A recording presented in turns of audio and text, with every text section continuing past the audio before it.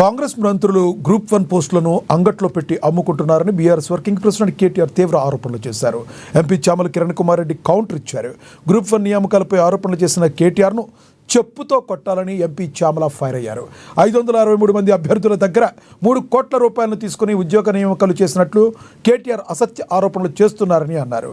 అమెరికాలో చదువుకుని ఉద్యోగం చేస్తూ ఇండియాకు వచ్చి మంత్రి పదవి చేపట్టిన కేటీఆర్ రాజకీయ దురుద్దేశంతో ప్రభుత్వంపై నిందలు వేస్తున్నాడని ఆయన తీవ్ర ఆగ్రహం వ్యక్తం చేశారు. ప్రజలను తప్పుదోవ పట్టిస్తున్న కేటీఆర్కు గ్రూప్ 1 అభ్యర్థుల తల్లిదండ్రులు బుద్ధి చెప్పాలని సూచించారు.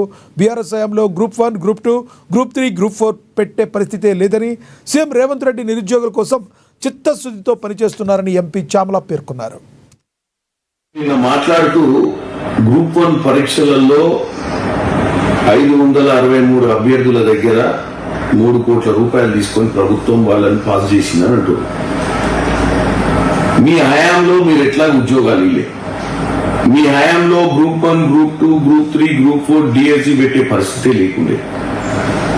చిత్తశుద్ధితోటి రేవంత్ రెడ్డి గారు కాంగ్రెస్ ప్రభుత్వం ఎట్టి పరిస్థితుల తల్లిదండ్రులు అప్పుల పాలవుతున్నారు, పిల్లల భవిష్యత్ ఖరాబ్ అవుతుంది, ఈ పాటికి ఇంక్రిమెంట్లు ప్రమోషన్లు వచ్చే స్థాయిలో ఉన్న ఇంకా చదువుకునే స్టేజ్ లో ఉర్రు అన్న ఉద్దేశంతో అత్యవసరంగా అంటే చాలా వరకు నిపుణులు న్యాయ నిపుణులతో సలహాలు తీసుకొని ఎట్టి పరిస్థితుల్లో ఎవ్వరు కూడా అడ్డంకులు వేయొద్దన్న మంచి సదుద్దేశంతో ఇలా గ్రూప్ 1 పరీక్షలు కండక్ట్ చేశారు.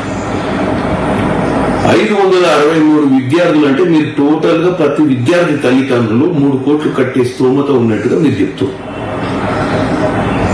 మీ హయాంలో ఎవరికి ఉద్యోగాలు రాలేదు, మీకు ఓటేయని ప్రజలు ఎవరు బాగుపడద్దు, మీకు ఓటేయని ప్రజలకు బుద్ధి చెప్పాలి, మీకు ఓటేయని ప్రజలను ఉద్యోగాలు రావద్దు, సన్నబియ్యం తినొద్దు, ఇల్లు రావద్దు, ఏం కావద్దు, పశ్చాత్తాపడాలి బీఆర్ఎస్ ఓటేయనందుకు అన్న ఉద్దేశం మీలో కనపడుతుంది తప్ప తెలంగాణ తత్వం పోయింది.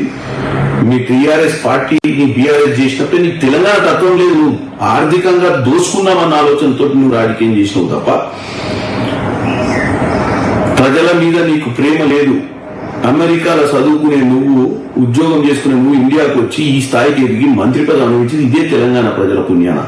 వాళ్ళ పిల్లలకు 563 మంది ఉద్యోగాలు వస్తే ఆ తల్లిదండ్రులు అప్పుల పాలైన తల్లిదండ్రుల గోస అయినాల్సిన అవసరం ఉంది. నువ్వు వాళ్ళందరినీ కూడా మీరు మీ రాజకీయ ఉద్దేశంతో ఇలా ప్రభుత్వాన్ని దూషిస్తలేరు, మీరు ఆ తల్లిదండ్రులను వ్యతిరేకంగా మాట్లాడుతున్నారు.